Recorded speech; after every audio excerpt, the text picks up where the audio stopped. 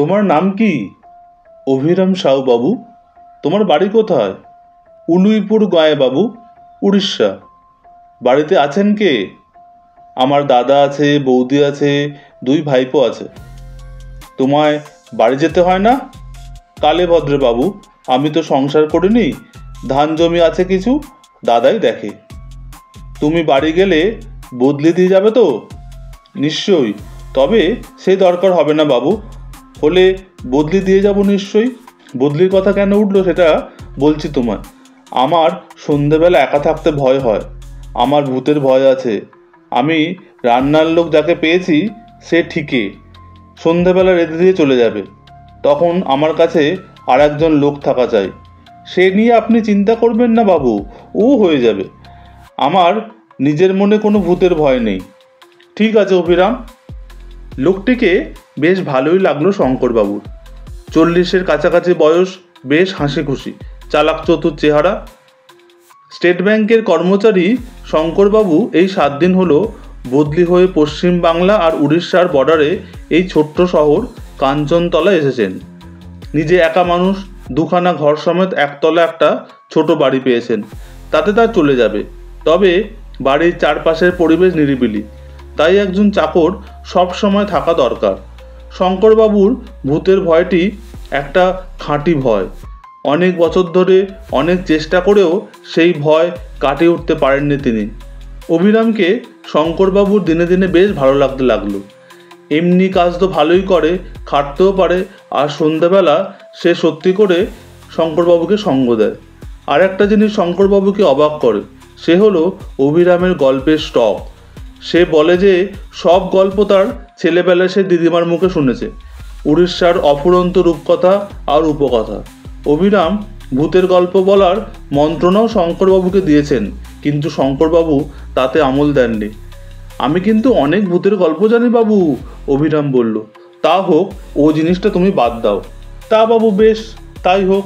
তবে যদি কোনোদিন মনে হয় ভূতের ভয় কাটিয়ে উঠতে পেরেছেন তো আমাকে বলবেন, তখন আমি আপনাকে ভূতের গল্প শোনাবো, দেখবেন কেমন মজাদার ভূত। তুমি নিজে ভূত মানো অভিরাম? আমার মানা আর না মানায় কি আছে বাবু, ভূত থাকলে আছে, না থাকলে নেই, ব্যাস ফুরিয়ে গেল। তবে হ্যাঁ, ভূত মানেই যে খারাপ লোক হবে এটা আমি মানি না। ভালো ভূত হলে ক্ষতি কি? কথা আর বেশি এগোলো না। এই ঘটনা 3 মাস পরে এক বর্ষাকালের সকালে অভিরাম শঙ্করবাবুর কাছে এসে বলল, বাবু, দাদার কাছ থেকে চিঠি পেয়েছি। বেশি বর্ষা হবার ফলে আমাদের ফসলের খুব ক্ষতি হয়েছে। দাদা একা সামলাতে পারছেন না, আমাকে 3-4 দিনের জন্য যেতে দিতে পারবেন বাবু? শঙ্করবাবু এই অবস্থায় না করতে পারলেন না। কিন্তু তুমি যে যাবে, লোক দিয়ে যাবে তো? নিশ্চয়ই, খুব ভালো লোক দেব, তবে সে বোধ করি আমার মতো কথা বলতে পারবে না। তা হোক, সন্ধ্যাবেলা আমাকে একটু সঙ্গ দিতে পারলেই হলো। তা খুব পারবে, আপনি যতক্ষণ না শুতে যাবেন ততক্ষণও আপনার কাছে থাকবে। অভিরাম চলে গেল। 3 দিন পরে শঙ্করবাবু একটা পোস্ট কার্ড পেলেন তার ভৃত্যের কাছ থেকে। খবর ভালো নয়, আরও 3 দিন লাগবে সামাল দিতে, তারপর অভিরাম ফিরবে। শঙ্করবাবু কি আর করেন, এদিকে তার বদলি চাকরটিকে তার বিশেষ পছন্দ নয়, মুখখানা যেন বড্ড বেশি গোমড়া, যদিও কাজ করে ভালোই। পরের দিন সকালে রেডিওর খবর শুনে শঙ্করবাবু স্তম্ভিত। তার চাকরের গাঁ এবং চারপাশের বেশ কয়েকখানি এলাকা জুড়ে প্রবল ঝড় বৃষ্টির ফলে হাজার হাজার লোক মারা গেছে এবং আরও অনেক বেশি লোক গৃহহীন। শঙ্করবাবু মাথায় হাত দিয়ে বসে পড়লেন। এই অবস্থায় কি করা উচিত তা স্থির করতে পারলেন না। চিঠি লিখেও লাভ নেই, অভিরাম যে লিখবে এমন ভরসাও নেই।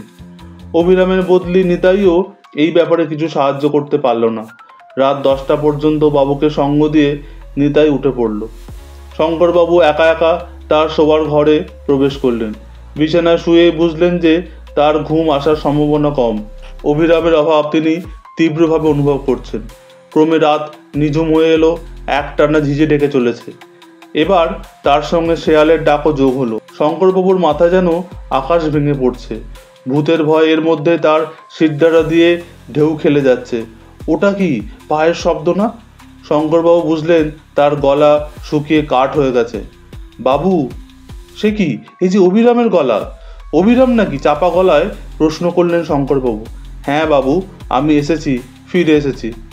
আমার ধরে প্রাণ এলো অভিরাম। দাঁড়া, দরজা খুলি। না বাবু, খুলবেন না। মানে? খুলে কিছু দেখতে পাবেন না? সে কি? আমি অভিরাম বাবু, কিন্তু আসল অভিরাম নই। আমি অভিরামের ভূত। আমায় বন্যায় টেনে নিয়ে গেছে। আমি আর এখন বেঁচে নেই। কোনো উত্তর নেই শঙ্করবাবুর দিক থেকে। কি বাবু, শুনলেন আমার কথা? তবু কোনো উত্তর নেই। বাবু, আবার ডাক এলো বাইরের অন্ধকার থেকে। এইবার কথা এলো বাড়ির ভেতর থেকে। তোকে কিভাবে দেখতে পাবো? শুধু একটা ব্যাপার হলে পাবেন। কি? আপনিও যদি ভূত হন।